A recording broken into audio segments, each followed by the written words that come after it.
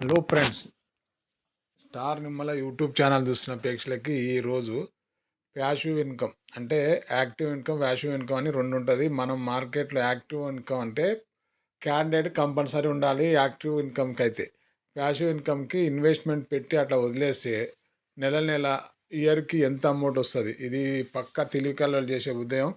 దీంట్లో ఏంటంటే దీని ఇన్వెస్ట్మెంట్ కావాల్సింది అమౌంటే. దీంట్లో ఇన్వెస్ట్మెంట్ పెట్టి అలా వదిలేస్తే ఏ కంపెనీ మీద ఎంతెంత డివిడెండ్ వస్తుంది. అలా మేము కొన్ని కంపెనీలు సెలెక్ట్ చేసిన దాంట్లో ఇండెక్స్ దాంట్లో అందులో ఫస్ట్ టీసీఎస్ ఉంది. టీసీఎస్ మొన్న 57 రూపీస్ డివిడెండ్ ఇచ్చింది. అంటే ఈ ఈ 50 కంపెనీలో కానీ డివిడెండ్ గురించి, డివిడెండ్ అంటే ప్యాసివ్ ఇన్కమ్, ఒకేసారి ఇన్వెస్ట్మెంట్ పెడతావు, నువ్వు హోల్డింగ్ అలా పెరిగితే షేర్ పెడితే రెండో ఆప్షన్. కానీ రెగ్యులర్గా నీకు డివిడెండ్ పేయింగ్ ఇచ్చే స్టాక్లోనే నేను ఇప్పుడు వివరిస్తున్నా. అందులో నువ్వు ఎంత ఇన్వెస్ట్మెంట్ పెడతావు అనేది నీ ఆలోచన. అది దాని మీదకెళ్ళి నీకు ఇన్వెస్ట్మెంట్ రూపంలో నీకు డబ్బులు రిటర్న్స్ వస్తుంది. అందులో ఫస్ట్ ఆఫ్ ఆల్ వచ్చేసి టీసీఎస్ ఉంది. ఈ టీసీఎస్ మొన్న 57 రూపీస్ ఇచ్చింది. షేర్ వచ్చేసి 3200 ఉంది. అంటే ఒక షేర్కి మనము 1,00,000 రూపాయలు ఇన్వెస్ట్మెంట్ పెట్టుంటే ఆయనకి దాదాపు 30 షేర్లు వస్తాయి. 35 షేర్లు వస్తాయి. 35 షేర్ల మీద ఒక షేర్కి 50 రూపాయలు వేసుకొని అంటే 3,000 రూపాయలు ఆయన అకౌంట్లో క్రియేట్ అవుతుంది. అది 1 క్వార్టర్కి. నెక్స్ట్ క్వార్టర్ అట్లా ఇయర్కి వచ్చేసి 4 క్వార్టర్లు ఉంటాయి. యాన్యువల్ రిజల్ట్ ఒకటి ఉంటుంది. అంటే టోటల్గా వచ్చి 4 క్వార్టర్కి 50 రూపాయలు ఇచ్చిన, ఒకసారి 30, ఒకసారి 20, ఒకసారి 15 ఇచ్చిన, యావరేజ్గా టోటల్కి ఒక షేర్కి ఎంత డివిడెండ్ వస్తుంది అనేది క్యాలిక్యులేషన్ రూపంలో మనము మీరు పక్కా టైం తీసుకొని దాన్ని చెక్ చేసుకోవచ్చు. అయితే టీసీఎస్కి మనకి అమౌంట్ని 50 lakhs ఉంది. 50 lakhs మీద 50 lakhs 50,000 షేర్లని ఈ మొత్తం టోటల్ వచ్చి 50 షేర్లు ఉన్నాయి. 50 షేర్లకి ఒక్కొక్క దానికి 1,00,000 రూపాయల చొప్పున ఇన్వెస్ట్మెంట్ పెట్టి అలా వదిలేస్తే నీకు రెగ్యులర్గా ప్రతి మంత్కి ఒకసారి నీకు డివిడెండ్ వస్తూనే ఉంటుంది. ఎందుకంటే ఒక షేరు మార్చిలో ఇస్తుంది, ఒక షేరు జనవరి, ఫిబ్రవరి, మార్చి, ఇట్లా ప్రతి షేరు ఒక క్వార్టర్లలో ఒక్కొక్కసారి ఇస్తుంది. అయితే మనకి జనవరి నుంచి డిసెంబర్ వరకు అంటే దాదాపు 12 నెలల్లో నీకు యావరేజ్గా నీకు ప్యాసివ్ ఇన్కమ్ క్రియేట్ అవుతూనే ఉంటుంది అకౌంట్లకి. అది షేరు పెరిగితే రెండో ఆప్షన్. కానీ నీకు కంపల్సరీ డివిడెండ్ ఇచ్చే స్టాక్స్ని నేను సెలెక్ట్ చేసి మీ దగ్గర ఇప్పుడు ఉంచాను. అందులో ఏ కంపెనీ ఉందో ఒకసారి చూద్దాం. ఇది పక్కాగా టైం తీసుకొని ఒక స్టార్టింగ్ నుంచి ఎండింగ్ వరకు వింటే మనకి ఖచ్చితంగా ప్యాసివ్ ఇన్కమ్ వచ్చే ఛాన్సెస్ ఉన్నది. ఉడ్డిగా చెప్పాలంటే మనం ఎక్కడో ఇన్వెస్ట్మెంట్ పెట్టడంలో పెద్ద మొత్తంలో ఒక ల్యాండ్కి 50 లక్షలు పెట్టి 1 ఎకరం భూమి కొంటుండు. దాని రేట్ ఆఫ్ ఇంట్రెస్ట్ పరంగా చూస్తే బ్యాంకులో వేస్తే 6-7% వస్తుంది. 50 లక్షలకు ఎంత అమౌంట్ వస్తుందో చూడండి. అలాగే భూమి మీద ఇన్వెస్ట్మెంట్ పెట్టిన ఆయనకు పెరిగితే రెండో ఆప్షన్ తప్ప వేరే రకంగా వస్తుందా? 50 లక్షల మీద ఏమో ఒక ఎకరంలో 50 లక్షలు పంట పండే అంటే ఎకరానికి ఎంత పంట పండిస్తే నీకు దాని వర్కౌట్ అవుతుంది ఇంట్రెస్ట్. దాన్ని ఒకసారి కంపేర్ చేసుకోండి. అలాగే నీకు హౌస్ ల్యాండ్ పరంగా ఒక తర్వాత హౌస్ ఎక్కువ బై చేస్తారు. అందులో 1,00,00,000 రూపాయలు పెట్టి ఇల్లు కొంటాడు. దాంట్లో ఆయనకు వచ్చే అమౌంట్ ఎంత వస్తుంది ఒకసారి చూడండి. ఒక 2-3% కంటే ఎక్కువ రాదు. అంటే యావరేజ్గా అంటే పెరుగుతూ పోతుంది, టైం తీసుకుంటుంది. కానీ రెగ్యులర్గా ఇన్కమ్ వస్తూ దాని అంటే తగ్గకుండా పోవడం కూడా. మళ్ళీ మెయిన్ ఉంటుంది ఏంటంటే ఇది ఏదైనా సరే రుస్తుక మార్గం ఉంటుంది. 20 లక్షల కారు కొన్నాం, దాని ఏంటంటే కొన్నప్పుడు దాని వాల్యూ ఉంటుంది, దాన్ని అమ్మేటప్పుడు దాని వాల్యూ ఏమంటుంది కరిగిపోతూ ఉంటుంది. 1,50,000 పెట్టి ఒక ఫోన్ కొంటాం, దాంట్లో నీకు కొన్నప్పుడు ఫోన్ వాల్యూ ఎంత ఉంటుంది, అమ్మినప్పుడు ఎంత వాల్యూ ఉంటుంది. ఇవి కరిగిపోయే దాంట్లో నువ్వు ఇన్వెస్ట్మెంట్ పెడితే 100% లాస్ అవ్వడానికి ఛాన్సెస్ ఉంటుంది. ల్యాండ్ అన్నవా ఇవాళ ఉన్న 50 లక్షలు 3 ఏళ్ళ తర్వాత అమ్మాలంటే ఎంత అమ్మాలి? ఇవాళ ఉన్న 1,00,00,000 రూపాయల ఇల్లు 3 ఏళ్ళ తర్వాత ఎంత అమ్మాలి? మాకు కామెంట్ చేయండి. ఇంట్రెస్ట్ పరంగా నీకు వర్కౌట్ అవుతుందా? ఆ రకంగా కాకుండా ఎందుకు అంత మూమెంట్ అవుతున్నది దాంట్లో. ఈ మధ్యన ఎక్కువ రియల్ ఎస్టేట్ అనేది లేదు, అంత బంగారం వైపు వెళ్ళిపోయింది. మార్కెట్ అనేది గోల్డ్ వైపు చూసిరు అనేది అర్థమవుతుంది. 60-70% పెరగడం అంటే ఈ 40 ఏళ్లలో ఎప్పుడూ లేదు. 1 ఇయర్లోనే డబుల్ అవ్వడం అంటే దాదాపు గోల్డ్, సిల్వర్, వేరే ఒక కాపర్, వేరే ఏ కంపెనీ అయినా అంటే మెటల్ కంపెనీలు మొత్తం పెరిగినాయి. అవి వన్ సైడ్గా అట్లా మళ్ళీ నెక్స్ట్ ఇయర్ పెరుగుతాయంటే చెప్పలేం. అందుకే ఏంటంటే పక్కాగా నీకు మంత్లీ ఇన్కమ్ అంటే వచ్చేటట్టు ఏం ప్లానింగ్ ఉందనేది నేను వివరిస్తున్నా. అందులో ఫస్ట్ కంపెనీ టీసీఎస్, తర్వాత హిందుస్థాన్ యూనిలీవర్.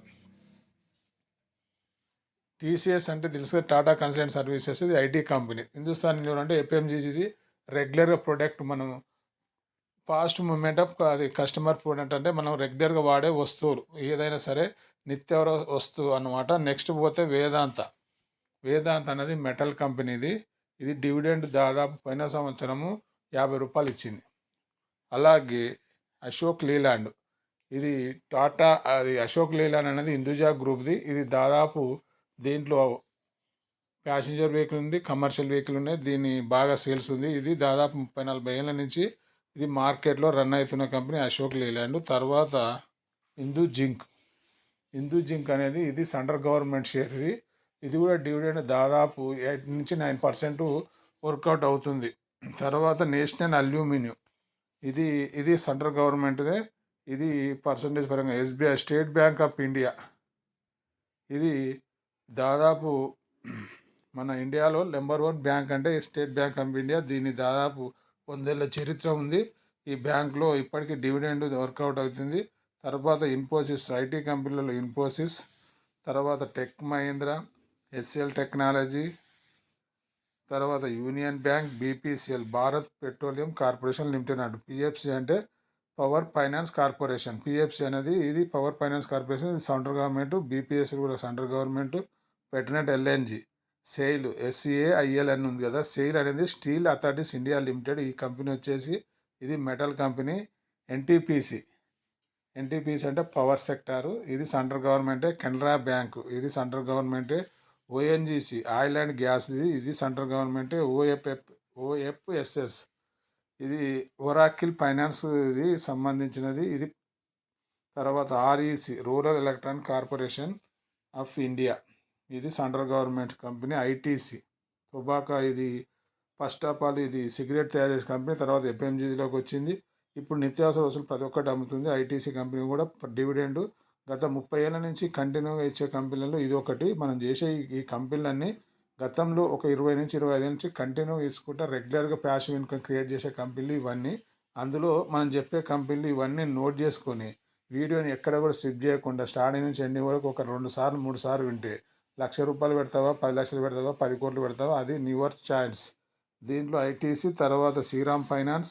శ్రీరామ్ ఫైనాన్స్ అనేది ఇది తమిళనాడు కంపెనీ. ప్రతి ఒక్క వెహికల్కి లోన్ పెట్టేది. ప్రజెంటు ఇప్పుడు హౌసింగ్ లోన్కి వచ్చింది, పర్సనల్ లోన్లకు కూడా ఇప్పుడు ప్రజెంట్ ఉంది. హైయెస్ట్ ఇది ఎన్బిఎఫ్సి కంపెనీ అన్నట్టు. ఎన్బిఎఫ్సి కంపెనీ అంటే నాన్ బ్యాంకింగ్ కంపెనీ. ఇది రిజర్వ్ బ్యాంక్ దగ్గర రిజిస్ట్రేషన్ చేసుకొని 1,00,500 కోట్లు డిపాజిట్ చేసి రిజర్వ్ బ్యాంక్ దగ్గర 60 పైసలు తీసుకొని బయట 8-10%, 15% కూడా వర్కౌట్ చేసుకుంటుంది. అందులో ఉన్న company NBFC company, Shriram finance. తర్వాత ఇండియన్ బ్యాంకు, ఇది గవర్నమెంట్ బ్యాంకే, ప్రైవేట్ కాదు, PSU bank. LIC housing finance, దాదాపు ఇది 6 లక్షల కోట్ల కంపెనీ ఎల్ఐసి ఇది అనేది. ఇది ఇది మామూలుగా ఎల్ఐసి దాంట్లో ఇది ఒక హౌసింగ్ ఫైనాన్స్ సంబంధించింది.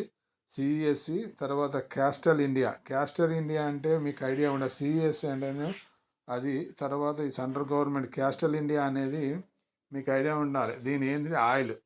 మామూలుగా బండిలో పెట్రోల్ ఎంత ఉంటుందో తర్వాత ఆయిల్ కూడా అంతే విలువ ఉంది. దానికి డివిడెండ్ పరంగా ఇది సెంట్రల్ గవర్నమెంట్ది.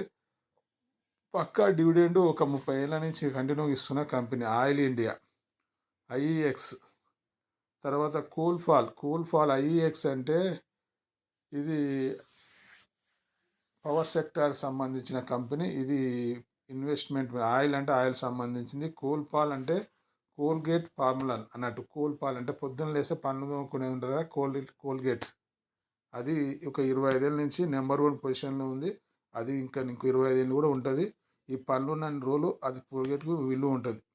తర్వాత అడుకో, ఇది అడుకో అనేది సెంట్రల్ గవర్నమెంట్ది. ఇది అడుకో, ఇది ఫైనాన్స్ది. తర్వాత పిఏజిటి ఇండియా, పేజ్ ఇండస్ట్రీస్ అంటారు. తర్వాత మనప్పురం అనేది ఇది ముత్తూట్ ఫైనాన్స్ లెక్క. మనప్పురం అనేది ఇది కూడా ఒక ఫైనాన్స్ కంపెనీ.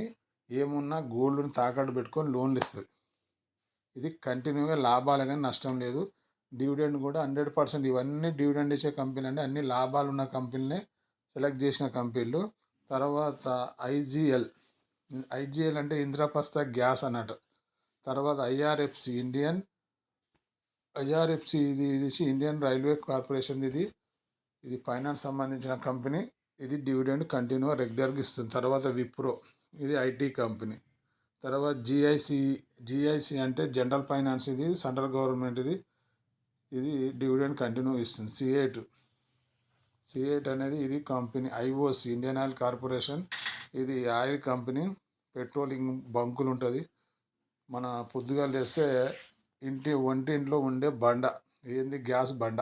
ఐఓసి ఇది కంపెనీగా డివిడెండ్ ఒక 25 ఇయర్ నుంచి కంటిన్యూ వస్తుంది. ఎన్ఎండిస్ నేషనల్, ఇది కూడా సెంట్రల్ గవర్నమెంట్. ఎన్ఎండిస్ కూడా సెంట్రల్ గవర్నమెంట్. ఎన్హెచ్పిసి ఇది ఐ పవర్, ఇది సెంట్రల్ గవర్నమెంట్. డివిడెండ్ ఇచ్చే కంపెనీ మనం చెప్పేది హెచ్డిఎఫ్సి ఏఎంసి.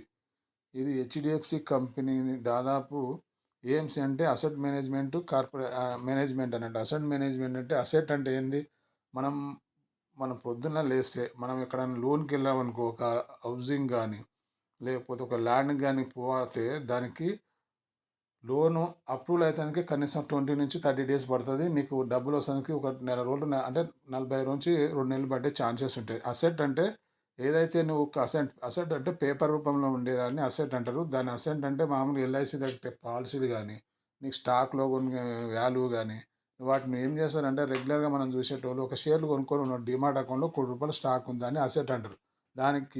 దీనికి ఏమంటారంటే సిబిల్ ఇవన్నీ అంటే లోను పోతే నీకు ఆల్రెడీ ఉన్న నీ పోర్ట్ఫోలియో వాల్యూ మీద ₹1,00,000 ఉందంటే దాంట్లో 60 నుంచి 50%, అంటే 50 నుంచి 60% అప్రూవల్ వితిన్ ఒక 10 to 15%. అయితే బంగారం ఎలాగైతే లోన్ని పోతే ఎలా ఇస్తారో ఇది కూడా సేమ్ అసెట్కు వాల్యూ అనేది అట్లా ఉన్నదనేది చెప్పడానికి.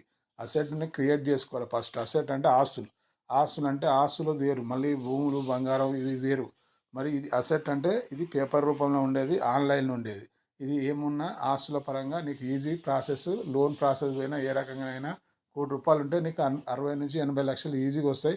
ఓ 20% మార్జిన్ తీసుకొని దానికి ₹1 లెక్కన ఇయర్ కట్టుకోవాలి. అలా కంటిన్యూ చేసుకోవచ్చు. ఇది అలాంటి మేనేజ్ చేసే కంపెనీ హెచ్డిఎఫ్సి ఏఎంసి. తర్వాత హిందుస్థాన్ పెట్రోలియం, ఇది రెగ్యులర్గా చూసేది, ప్రతి దగ్గర బోర్డు కానొస్తుంది. బ్రిటానియా అనేది బిస్కెట్. ఇది దాదాపు దీంట్లో 147 కంపెనీలు ఉంటాయి. ఈ బిస్కెట్ కంపెనీలలో నీకు హైయెస్ట్ పాపులర్గా ఎక్కువ సేల్ ఉన్నది బ్రిటానియా. ఇది బాగా డివిడెండ్ ఇస్తుంది. మన దగ్గర పాపులర్ అయిన కంపెనీ బ్రిటానియా. తర్వాత గేల్ అంటే గ్యాస్, గేల్ ఇండియా, ఇది దాదాపు డివిడెండ్, ఇది సెంట్రల్ గవర్నమెంట్ది. తర్వాత బ్యాంక్ ఆఫ్ బరోడా, ఇది బ్యాంకు. మ్యాపీస్ అనేది IT company. Comments India, cool India అనేది మన ఇండియాలో లార్జెస్ట్ బొగ్గు మైనింగ్, ఇది బొగ్గు సప్లై చేసే దానిలో కూల్ ఇండియా. తర్వాత హీరో మోటార్ అనేది మనం బండ్లు నడిపినప్పటి నుంచి చూస్తున్నాం. దాదాపు 25 నుంచి 30 నుంచి హీరో మోటార్ అనేది బైక్ మనకు తెలుసు. అలాంటి కంపెనీ. పవర్ గ్రిడ్ కార్పొరేషన్, ఇది పవర్ గ్రిడ్ అంటే సెంట్రల్ గవర్నమెంట్ కంపెనీ. ఇది పవర్ సప్లై చేసేది.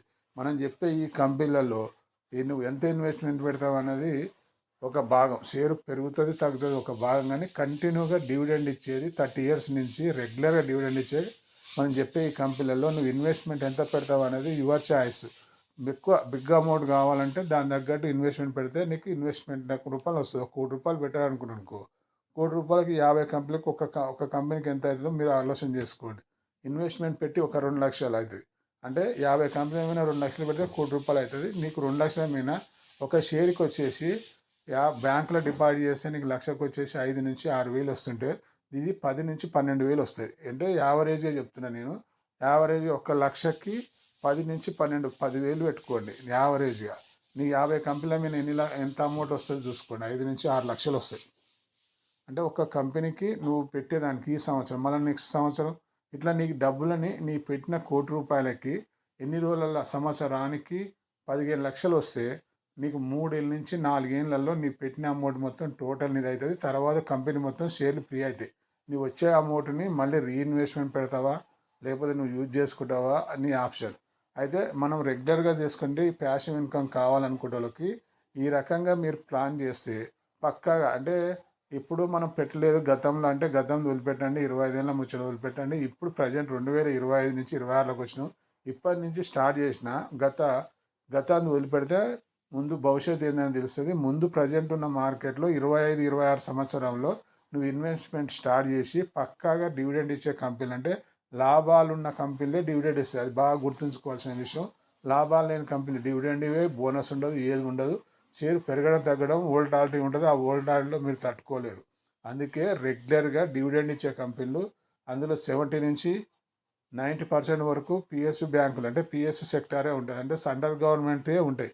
ఆ గవర్నమెంట్ ఉన్న సెక్టార్లను నువ్వు ఇన్వెస్ట్మెంట్ పెడితే, ఎలాగైతే బయట పోటీతత్వంలో గవర్నమెంట్ జాబ్ కొట్టాలని ఎంత సంకల్పం ఉంటుందో, ప్రైవేట్ దానికంటే గవర్నమెంట్ జాబ్ ఉండదంటే దర్జాగా ఉండొచ్చు అనేది, అంటే ఎవరు తీసేయలేరు అనేది ఒక కాన్సెప్ట్. అదే ఈ షేర్లను కూడా సెంట్రల్ గవర్నమెంట్ సంబంధించిన షేర్స్ ఇవి. ఇందులో ఒక్కొక్క దాంట్లో ఒక్కొక్క ఉద్యోగాలు ఎంతమంది ఉన్నారో ఒకసారి మీరు ఆలోచన చేసుకొని మనం ఇన్వెస్ట్మెంట్ పెట్టే ప్లానింగ్ అనేది ఇప్పుడు చెప్పినాం. ప్యాసివ్ ఇన్కమ్ పక్కాగా ఇది రిటర్న్ వచ్చేది. మీ డేటా మొత్తం తీసుకొని చూడండి, ఇది పక్కా ప్రూఫ్ అవుతుంది. ఇది ఈ రోజుకి ఉన్న అప్డేట్. మన స్టార్ నిమ్మల్ యూట్యూబ్ ఛానల్ని ఒకసారి సబ్స్క్రైబ్ చేయండి, లైక్ చేయండి, షేర్ చేయండి. మంచి వీడియోతో మళ్ళీ చూస్తాం. జై హింద్.